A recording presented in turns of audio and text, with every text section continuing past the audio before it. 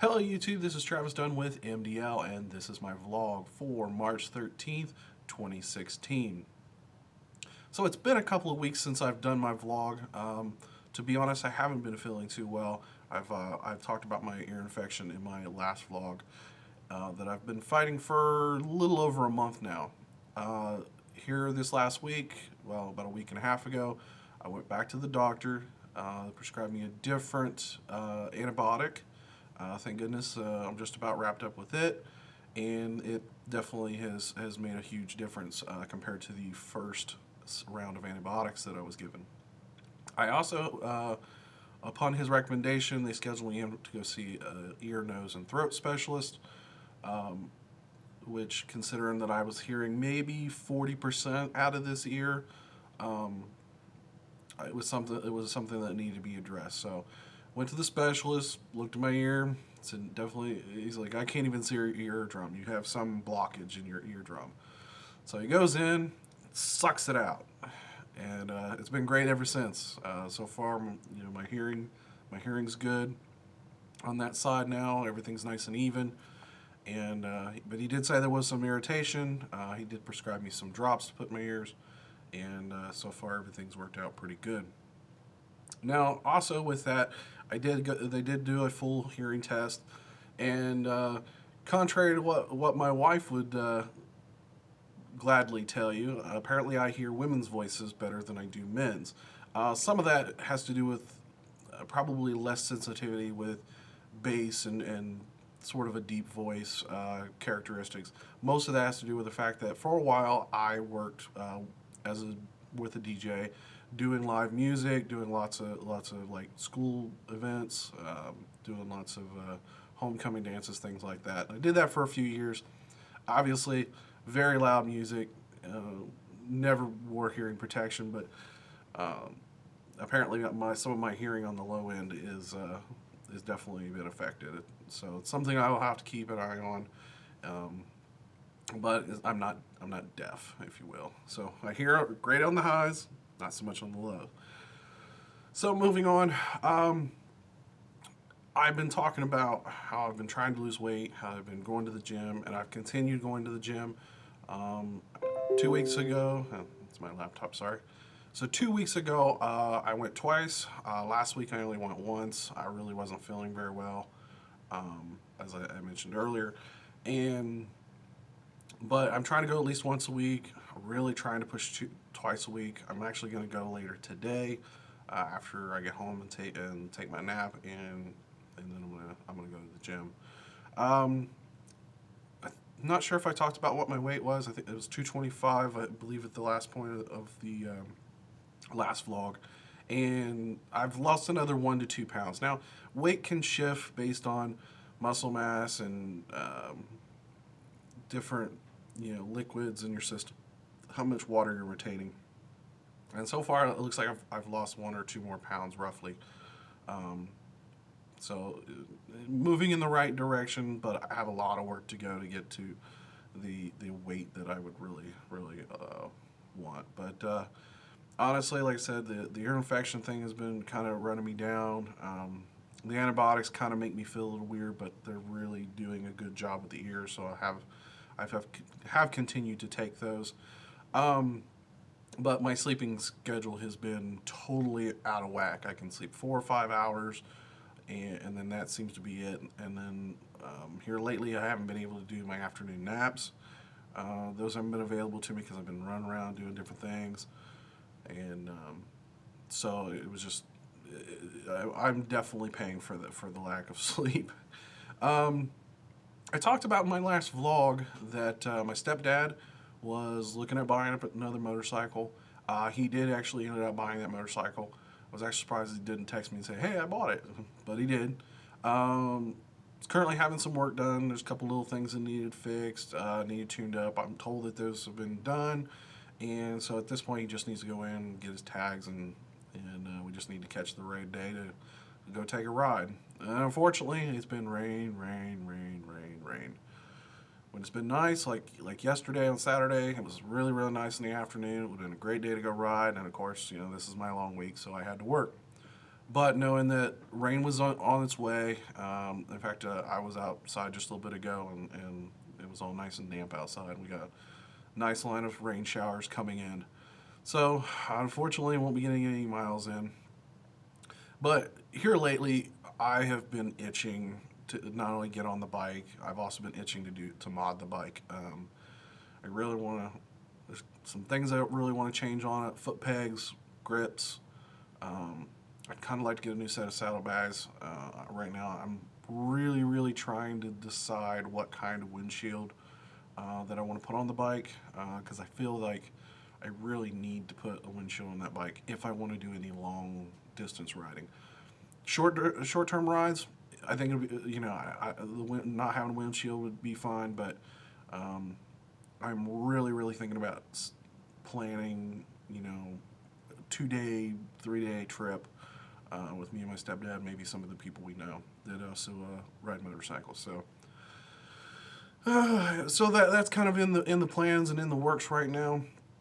And but if anybody has any places they think that I could, I'm in the middle of Ohio, so a little bit into Pennsylvania, a little bit Indiana, West Virginia, Kentucky.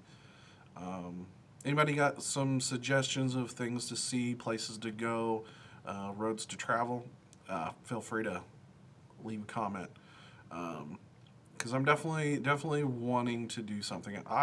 Last week was Daytona Bike Week, and I'd love to go to that. I mean, that would be a fun event to go to.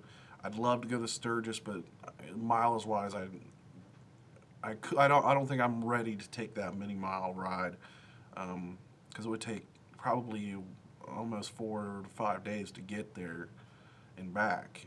That doesn't include the time of actually spending at the event. So whether that happens this year or not, I don't know. But I wanna try a couple of day type event and see what happens. Where we decide to go, that's open for discussion. But we'll see what happens. I'm also thinking about painting the bike. Something I've been back and forth.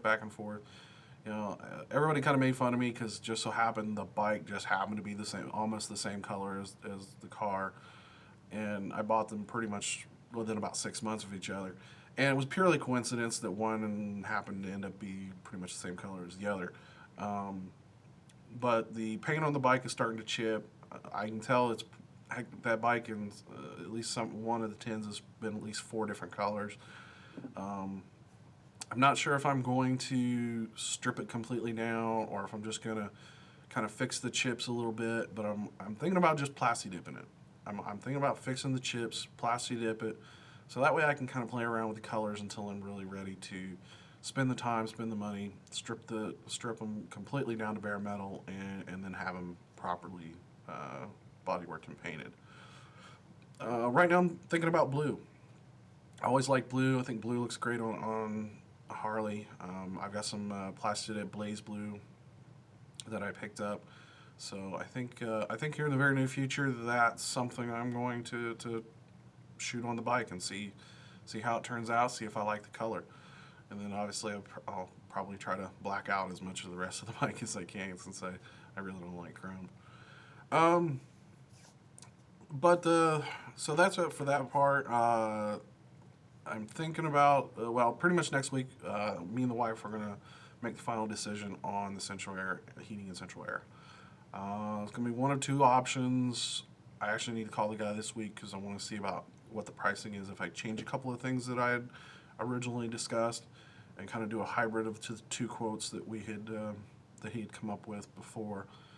And so I'm trying to shoot for right around the $5,000, $100 mark. That's where I'm kind of at.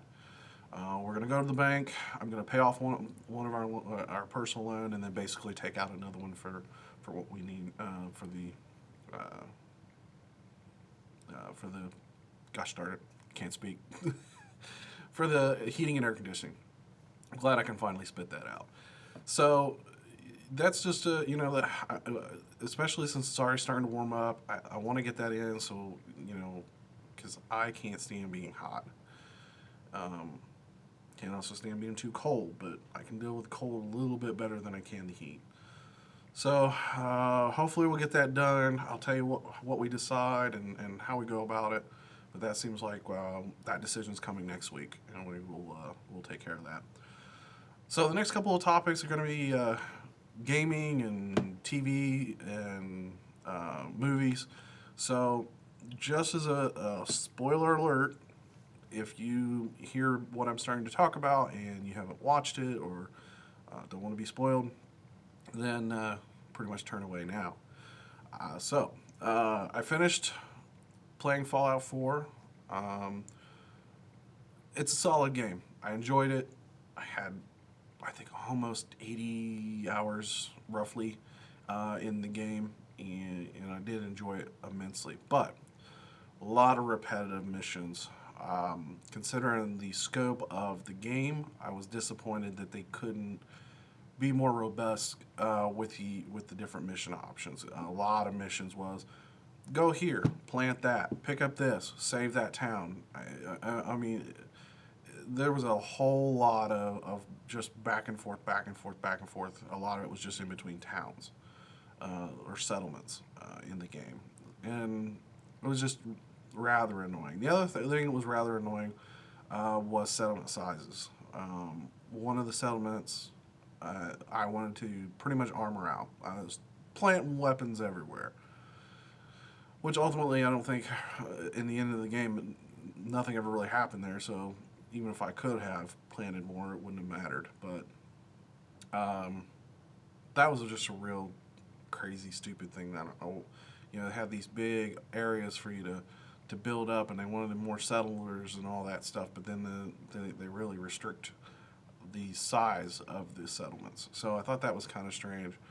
And then the other thing is how the game ends, and the faction that you ultimately go with decides how the rough ending goes. But you ultimately come to a certain point where there's a certain battle, and you're playing one side.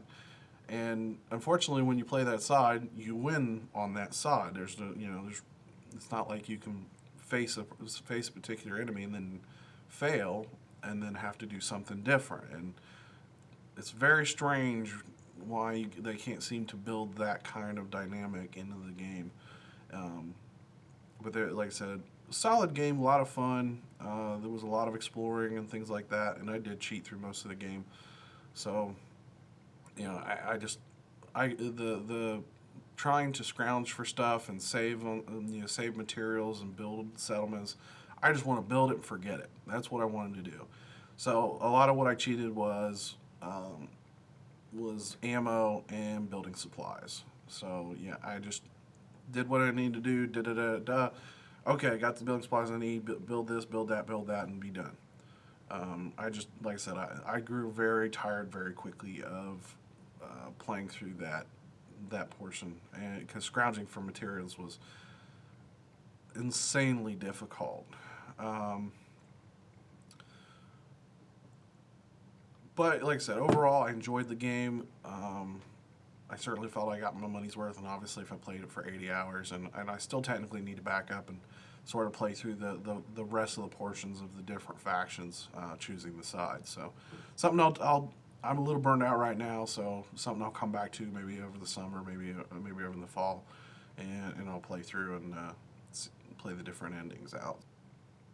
So this week we got to see the final 3 episodes of Mythbusters, and after 14 years, they've done such an incredible job of showing young people, showing them the processes of science and experimentation and results and how hypothesis and all that, and really drove a generation to science and building and creativity. And it's a sad thing that the show's going to end, but like all good things, they do come to an end. And they certainly went out with a bang, and they said they knew coming in that that was going to be the final season, and pretty much anything was on the table. They really had an almost unlimited budget, and they wanted to make it a sensational season, and it was. It absolutely was. And the last part was a 3-part season. One was another duct tape special, which was always a lot of fun. Watching them build a trebuchet with nothing more than wood and duct tape. It was just really awesome to watch the creativity and the construction and ultimately the payoff. And then they did the reunion special. They brought the Carrie, Tori, and Carrie, Tori. Why am I thinking? I can't think of the last one. Grant, Carrie, Tori, and Grant. Anyway, so they brought them all in, sat down, had a round table, talking about some of their favorite things that they've done, talking about things about the show and what they liked and it would have been a little bit greater if they had a true sort of questionnaire, taking more questions from the fans. They did have some questions from fans, but it would have been cooler if it had been almost like a live event. But I'm sure that was probably too difficult with everybody's schedules. And then the final episode, they took care of some different. It wasn't. They even said the last episode wasn't about myths. It was just about saying goodbye, and they did it in a couple different ways. Buster said his final farewell in a most spectacular way. They slapped him to the rocket sled and charged him against the wall. And you can, if you get to see the video, and you'll see the high speed, when the moment Buster comes and touches the wall, you see almost like sparks and flame that come out, and then Buster just disintegrates. Literally, all they found was little chunks, and they didn't find sections of Buster's frame or body. It was literally just chunks of metal. And apparently they gave crew members pieces of Buster as a final going away present. And they had Buster in a full-on superhero, costume, and it was fun. It was fun to watch. I mean, I would have almost liked to see Buster go to the Smithsonian. Can't speak. That's what happens when you're talking at 3 in the morning. But it was a fitting farewell to Buster. And then the big ending was the cement truck, and the cement truck was almost a staple of what what everybody thought about Mythbusters, and it's like they're always blowing something up. And the original truck, they blew up with 800 pounds of ammo, and this one they wanted to beat the record. They literally went 5,001 pounds of ammo, and they used a new high-speed camera, one that shot way higher than they ever used before. And to see the disintegration of that cement truck and just the crater that it left was just an incredible feeling. And it was like I said, they went out with a bang. It was great. And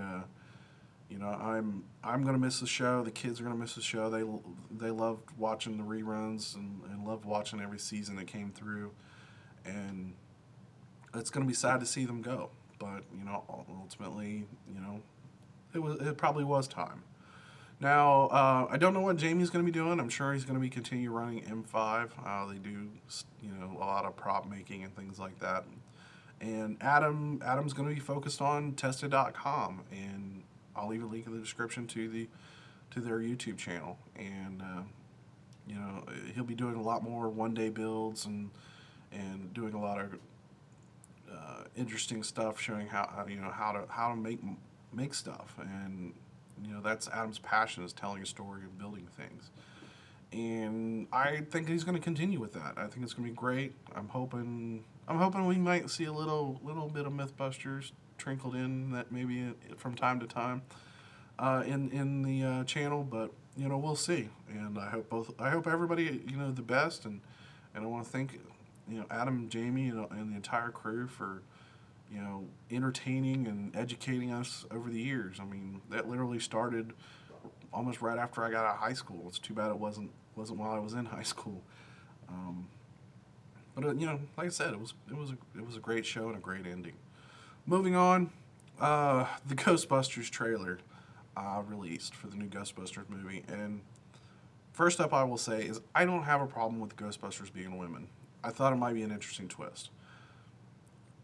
I will say I was apprehensive when I heard the list of actresses that they picked for it, and the original movie for me wasn't a comedy. It was almost a scary movie. I won't go to this point of horror. But it was a scary movie with some comedy sprinkled in, and it was a serious action based movie, and I agree with everybody, at least based on the trailer, that it feels like an extended SNL skit. And most of these women are from SNL.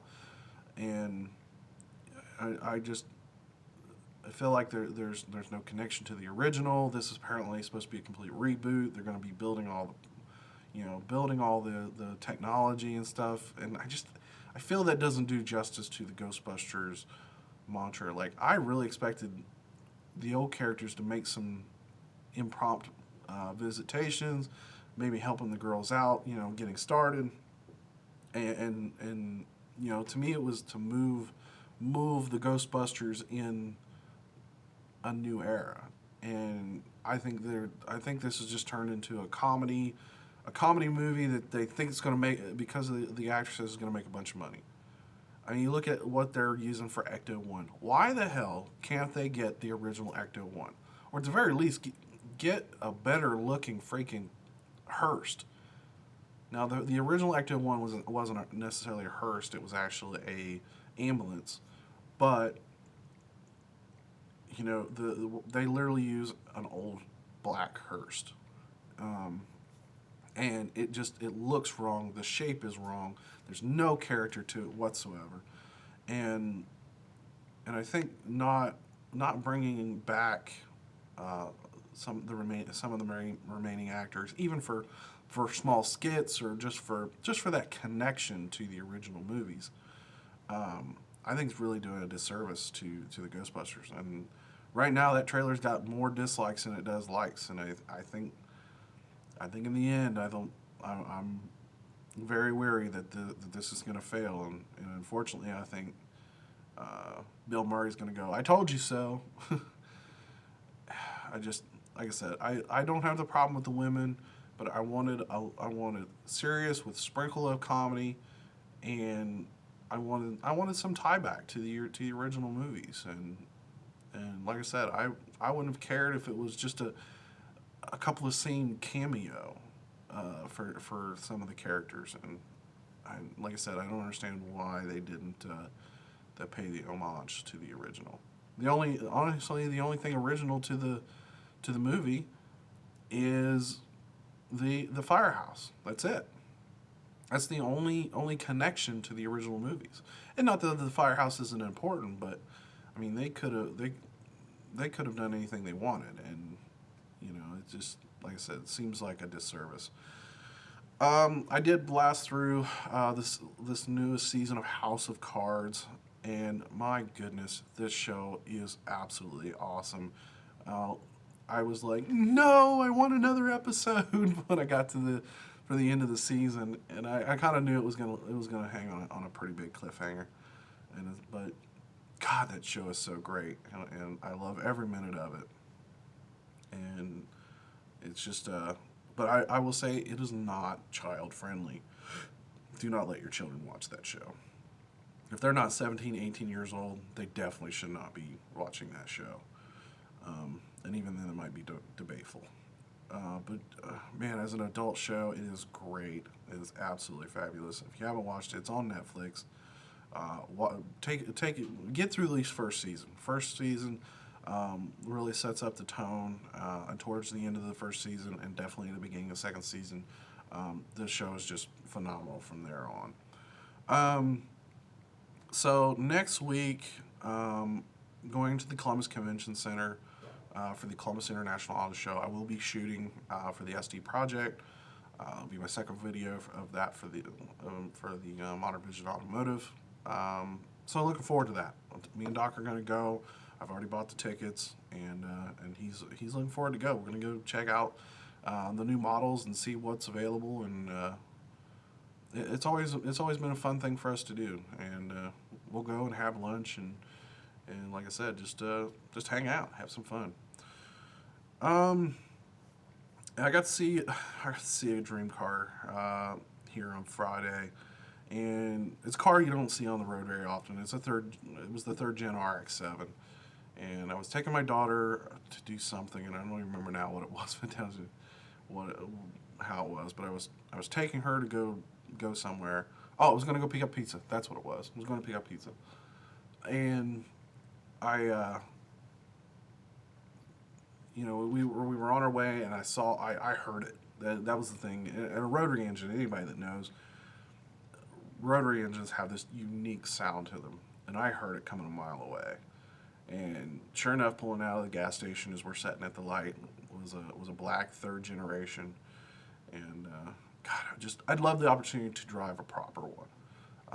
It doesn't have to be all tricked out, fast and furious, but just lightly modded, well done, well maintained. It is. I miss my second gen. It was one of my absolute dream cars to drive, and I was lucky enough to not only buy one but build one. I had a good minimum amount of money in mind, and building it was a lot of fun, and really got me where I wanted to be in the car scene and driving and all that, and it taught me a lot about driving.